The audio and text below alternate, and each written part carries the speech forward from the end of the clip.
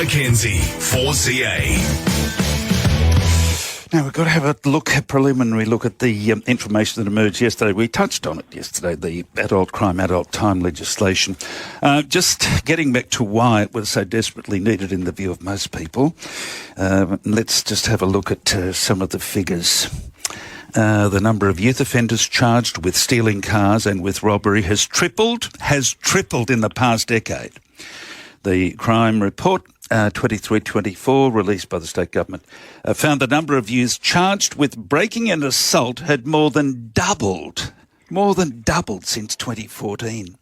The most common age of an offender in Queensland was just 15. Can you believe this?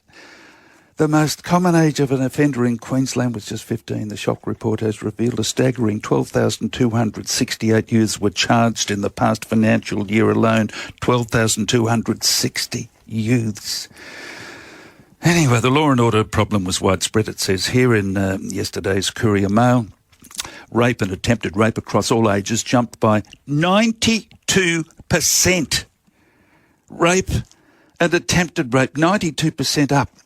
In 10 years, armed robberies have shot up 82%. Number of stolen cars increased by 91% in the past decade. Everything. I mean, robberies is probably the tip of the iceberg when you look at some of the more disgraceful and outrageous crimes of violence. That rape figure is just dreadful, isn't it? Across all ages, jumped by 92%. Total recorded offences, Queensland increased by 18%. Now, let's go to the reforms. I'll cut to the chase here because I think most of us have heard the fundamentals. It does say here now that a court can impose life imprisonment compared to the previous maximum of 10 years imprisonment unless it was particularly heinous. And it goes on to say a child sentenced to life imprisonment must serve a minimum non-parole period of 15 years. I can't still get my head around this. A whole lot of people have been saying, well, something had to be done. Is that the way to go? And will the courts actually be required to apply some of these so-called minimum sentences when they're indeed very, very lengthy terms of imprisonment? The gentleman that's across these matters, the Associate Professor in Criminology at Bond University, Dr Terry Goldsworthy. Good morning. G'day, Terry. Yeah, good morning, John. When you hear it like in this terminology, a child sentenced to life imprisonment must serve a minimum non-parole period of 15 years. Can you step us through that? Is that the reality, or is that just the extreme end for the most heinous of crimes? It's only going to be the extreme end. And I'll just step your listeners through, like last year, the Children's Court, their annual report's quite interesting. So they highlighted that 15,000 youth offenders were cautioned by the police, so they didn't actually enter into the criminal justice system. About another 2,500 went through a restorative justice conference, so they also didn't enter into the criminal justice system. And we had about 4,900 who did go into the court system and were convicted. Of those 4,900, so 5,000 roughly, only 386 got a period of detention. So they are the people, the youth offenders, who will be affected by the adult time, adult crime laws. So only a very small percentage, about, if you look at those offenders overall, about 1% of youth offenders will be affected by these laws. And, the issue is that even though they're called adult time, adult crime, the only one I think it's going to make any difference to will be murder, where there's a mandatory sentence. Because, as you rightly pointed out, the judiciary need to sentence them to the higher level of, a penalty that they're now exposed to. But we know from long-term data that the judiciary simply don't sentence youth offenders to the maximum penalties. They just don't do it for almost all the offences that are on that list. Why is that, by the way? How do the judges have that freedom when it infuriates so many, particularly the victims of these crimes? Look, they have a range of things they look at in terms of sentencing. So what the Queensland government has put in place is maximums.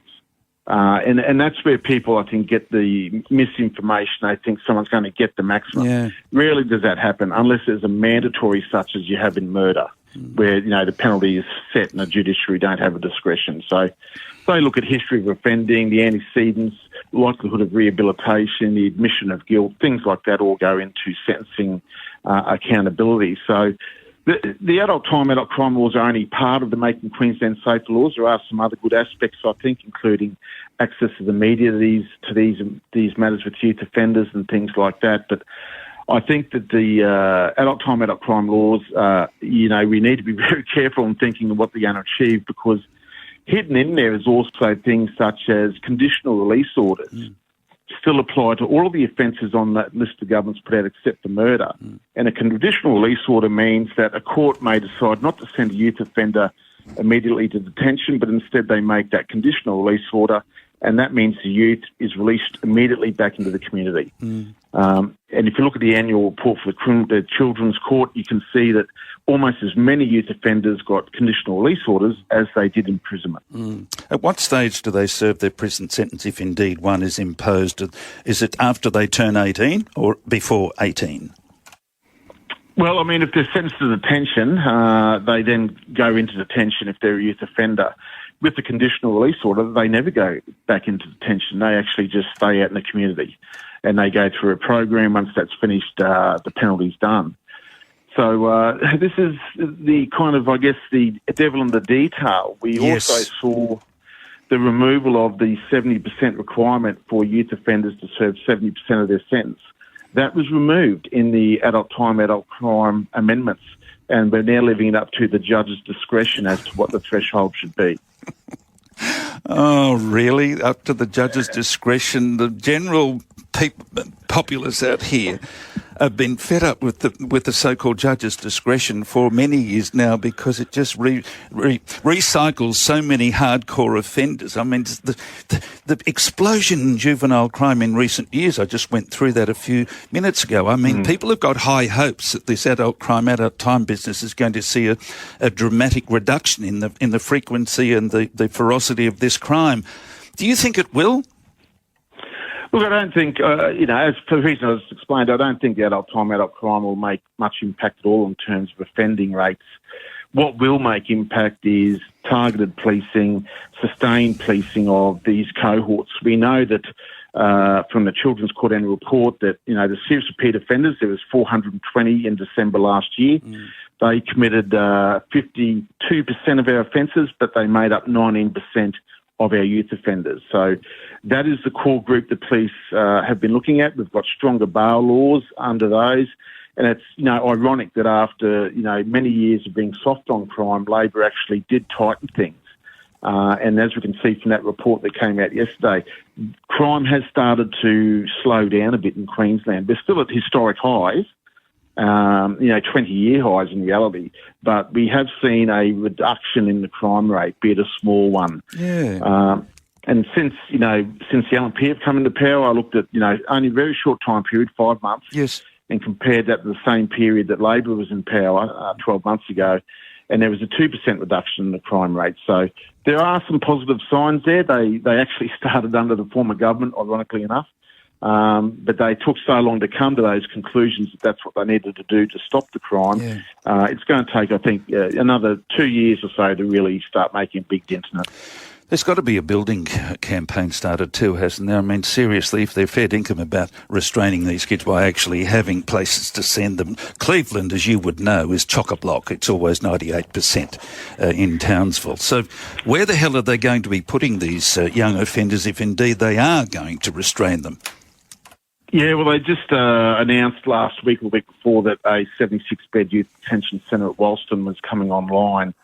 So that, to my understanding from that release, is actually open now and should be open for use. But that's 76 beds. But I guess, when you look at those numbers, we, sent 380 to detention. So, the capacity is there to some degree. But, hopefully what will happen, and I do see they mention this in that, talking about opening that youth detention centre, is that not only will they be detained, but they're going to have access to education, vocational training, rehabilitation programs and support services.